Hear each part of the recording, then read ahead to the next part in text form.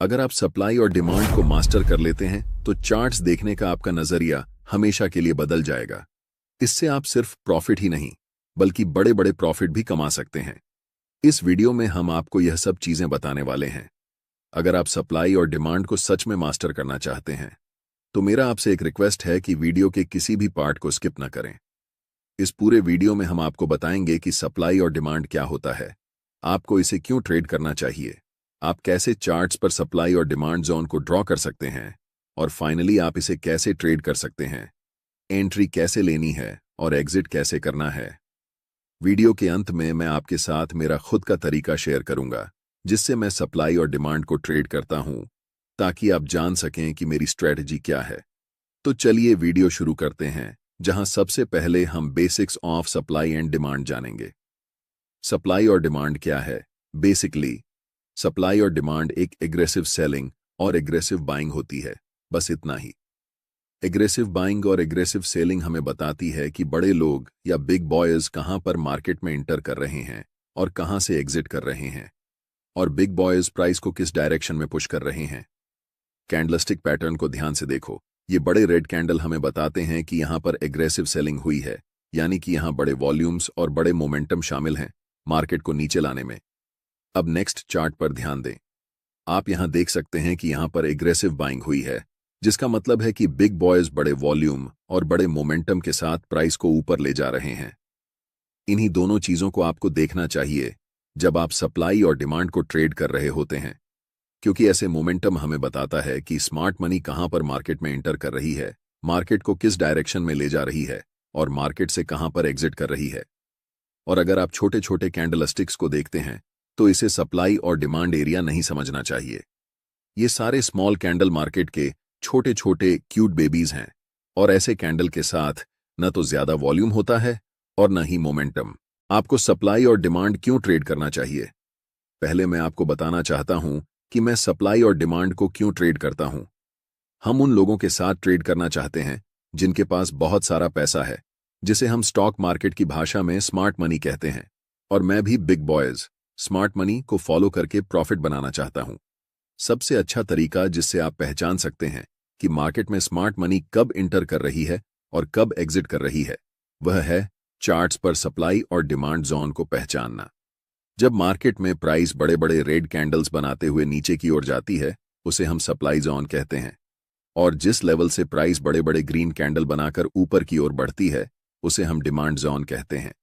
हम सिर्फ चार्ट पर बड़े मोमेंटम वाले कैंडल्स को देखेंगे जो हमें बताते हैं कि बिग बॉयज या फिर स्मार्ट मनी मार्केट में प्रवेश कर चुकी है। इस बात को हमेशा याद रखें कि हम रिटेल ट्रेडर्स हैं और मार्केट के बड़े प्लेयर्स के मुकाबले हमारे पास बहुत कम पैसे होते हैं। इन बड़े प्लेयर्स के पास 500 करोड़, 1000 करोड़, 2000 करोड़ जैसी बड़ी रकम होती है। चार्ट्स को ध्यान से देखो। ऐसे मोमेंटम को देखने के बाद आपको पता चल जाता है कि बड़े प्लेयर्स, जिन्हें हम स्मार्ट मनी कहते हैं, इस लेवल पर मार्केट में प्रवेश कर रहे हैं।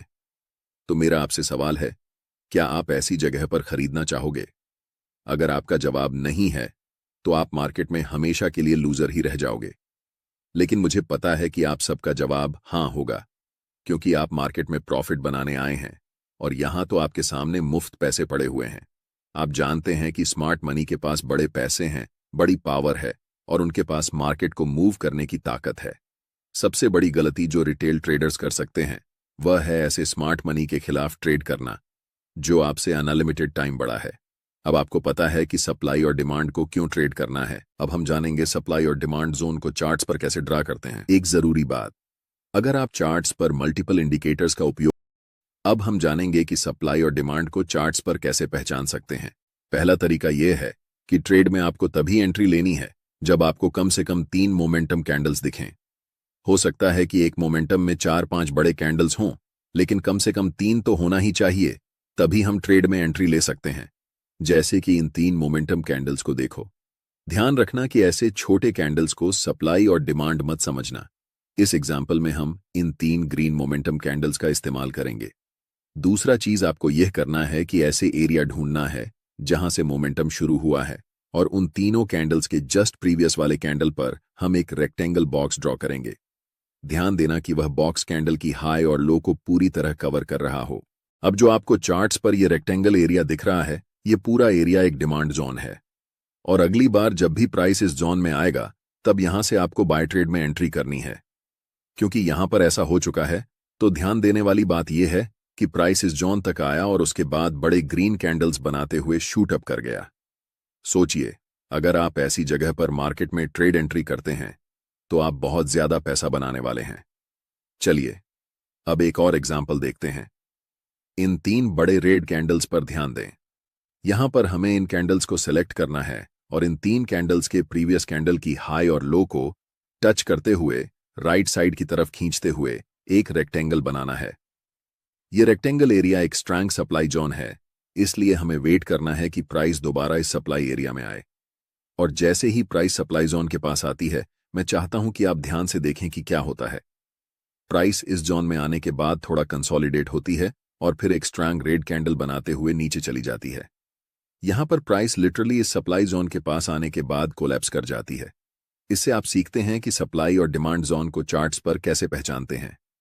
अब हम जानते हैं एक और मेथड, जिसे हम कंसोलिडेशन मेथड कहते हैं। इस चार्ट पर नजर डालें। यहां पर प्राइस एक टाइट रेंज में ऊपर नीचे हो रही है, जिसे हम कंसोलिडेशन जोन कहते हैं। अब हम एक रेक्टेंगल टूल लेंगे और इस पूरे कंसोलिडेशन जोन को कवर करते हुए राइट साइड की तरफ रेक्टेंगल को ड्रॉ करेंगे। ध्यान से देखिए कि प्राइस इसके बाद क्या करती है। प्राइस इस कंसोलिडेशन जोन को तोड़ने के बाद रीसेट के लिए ऊपर जाती है और जैसे ही वह रेक्टेंगल बॉक्स को टच करती है, प्राइस वहां से नीचे की तरफ आने लगती है। तीसरा मेथड है आपको ऐसे एरिया को खोजना जहां पर मैक्सिमम नंबर में कैंडल्स की लंबी विक्स हों। चार्ट्स पर विक्स का बनना हमें बताता है कि प्राइस उस लेवल से रिजेक्ट हो रही है, और ऐसे लेवल को मार्केट में रिजेक्शन लेवल कहा जाता है। जहां पर मल्टीपल लॉन्ग विक्स वाले कैंडल्स बने हुए हैं, वहां क्या करेंगे कि रेक्टेंगल टूल सेलेक्ट करके इस पूरे विक्स वाले कैंडल्स को कवर करते हुए रेक्टेंगल बॉक्स को राइट साइड की तरफ खींचेंगे। आपको दिखेगा कि अगली बार जब प्राइस इस लेवल पर आई, तो प्राइस यहां से बड़े बड़े ग्रीन कैंडल्स बनाते हुए शूट अप कर गई। इसे हम कह सकते हैं कि यह एक बहुत ही स्ट्रॉन्ग डिमांड जोन है। अब हम पूरे यकीन के साथ कह सकते हैं कि आप सप्लाई और डिमांड जोन को चार्ट्स पर पहचानना सीख चुके हैं। इसके बाद यह बेहद जरूरी है कि आप ये जानें कि आप इसे कैसे ट्रेड करेंगे। इस चार्ट में हमने 3 बड़े ग्रीन मोमेंटम कैंडल्स को पहचान लिया है। अब हम उनके हाई और लो को कवर करते हुए राइट साइड तक एक रेक्टेंगल जोन बनाएंगे और आपका डिमांड जोन तैयार हो जाएगा। अब हम वेट करेंगे कि कब प्राइस वापस इस डिमांड जोन में आएगी। ट्रेड में एंट्री करने के लिए आपके पास 2 सबसे ज्यादा उपयोग किए जाने वाले तरीके हैं। पहला तरीका है कि आप एक बाय लिमिट ऑर्डर प्लेस कर सकते हैं, ताकि जब भी प्राइस इस डिमांड जोन में आए तो ऑटोमेटिकली बाय ट्रेड में एंट्री हो सके। दूसरा तरीका यह है कि आप मैन्युअल बाय ऑर्डर लगा सकते हैं जब प्राइस इस लेवल पर आती है। हम ज्यादातर दूसरे तरीके को ही प्रेफर करते हैं, क्योंकि याद रखना चाहिए कि डिमांड जोन कितना भी स्ट्रांग क्यों ना हो, हमेशा यह चांस रहता है कि प्राइस उस लेवल को ब्रेक कर दे। अब हम वेट कर रहे हैं कि कब प्राइस इस डिमांड जोन के पास वापस आएगी। जैसे ही प्राइस इस डिमांड जोन के पास आती है या फिर उसे टच करती है, आपको तुरंत मार्केट में एंट्री नहीं लेना है। पहले मार्केट को कंफर्मेशन देने दो कि अब मार्केट ऊपर जाने वाली है। आप देख सकते हैं कि यहां पर एक 2G कैंडलस्टिक पैटर्न बना है और ये लंबी विक्स हमें बताती है कि प्राइस यहां से रिजेक्शन ले रही है। लेकिन हम अभी भी कंफर्म नहीं हुए हैं कि प्राइस ऊपर ही जाने वाली है, इसीलिए हमें और इंतजार करना पड़ेगा। जस्ट नेक्स्ट कैंडल एक बड़ी बुलिश कैंडल फॉर्म होती है और हम यहां पर कंफर्म हो जाते हैं कि मार्केट अब यहां से ऊपर जाने वाली है, क्योंकि ये बुलिश इंगल्फिंग कैंडल हमें बताती है कि मार्केट में स्मार्ट मनी बाइंग पोजीशन बना रही है। और आप जानते हैं कि स्मार्ट मनी की एंट्री के बाद प्राइस सुपरफास्ट स्पीड से ऊपर जाने वाली है। हम यहां मार्केट में एंट्री लेंगे जिसमें हमारा स्टॉप लॉस स्विंग लो के नीचे होगा। अगर आप ज्यादा सेफ रहना चाहते हैं तो आप अपना स्टॉप लॉस बिल्कुल इस डिमांड जोन के नीचे रख सकते हैं। अगर हम टारगेट की बात करें तो ऊपरी लेवल पर प्रीवियस कुछ कैंडल्स को देखें। यहां पर 3 लगातार रेड कैंडल्स बनी हैं और उनके जस्ट प्रीवियस कैंडल एक लॉन्ग विक्स रिजेक्शन कैंडल है, जिससे हम कंफर्म हो जाते हैं कि यह लेवल एक सप्लाई जोन है।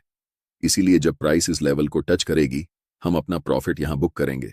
जब एक बार कोई सप्लाई या डिमांड जोन प्राइस का रिस्पेक्ट नहीं करता है, तो आपको पहले से ड्रॉ किए हुए रेक्टेंगल को डिलीट करना है और फिर नए सप्लाई और डिमांड जोन को चार्ट्स पर ड्रॉ करना है। अगर कोई नया सप्लाई या डिमांड जोन नहीं दिख रहा है तो हम मार्केट में वेट करेंगे। जब प्राइस इस लेवल से 3 बड़े ग्रीन कैंडल्स बनाती है तो हमें पता चलता है कि यह एक नया डिमांड जोन है। इन 3 ग्रीन कैंडल्स के जस्ट प्रीवियस कैंडल को कवर करके हम एक रेक्टेंगल बॉक्स राइट साइड की तरफ खींचेंगे। अब हम इंतजार करेंगे कि प्राइस कब इस डिमांड जोन के पास आएगी ताकि हम ट्रेड में एंट्री कर सकें। इस एरिया में हमें दिख रहा है कि कैंडल्स के पास बड़े बड़े विक्स हैं, इसलिए हम यहां एक सप्लाई जोन ड्रॉ कर सकते हैं। जब प्राइस इस डिमांड जोन के पास आती है तो स्ट्रॉन्ग रेड कैंडल बनाते हुए इस लेवल को थोड़ा सा ब्रेक कर देती है। ऐसी सिचुएशन में रिटेल ट्रेडर्स अक्सर इसे एक ब्रेकडाउन के रूप में देखते हैं और सेल पोजीशन में एंट्री कर लेते हैं। लेकिन नेक्स्ट कैंडल एक बुलिश कैंडल बनती है जो कंफर्म करती है कि अब प्राइस यहां से ऊपर जाने वाली है। इस सिचुएशन में हम बाय पोजीशन में एंट्री करेंगे और नेक्स्ट सप्लाई जोन तक अपना टारगेट रखेंगे। हमारा stop loss last swing low के नीचे होगा। इसके बाद प्राइस बुलिश कैंडल्स बनाते हुए ऊपर की तरफ बढ़ जाती है और हमारा टारगेट हिट हो जाता है। अगर आप अभी तक मेरे वीडियो को देख रहे हैं तो अब मैं आपके साथ अपनी सीक्रेट ट्रेडिंग स्ट्रैटेजी शेयर करने वाला हूं, जिसमें मैं बताऊंगा कि सप्लाई और डिमांड को यूज करके मैं खुद कैसे ट्रेड करता हूं।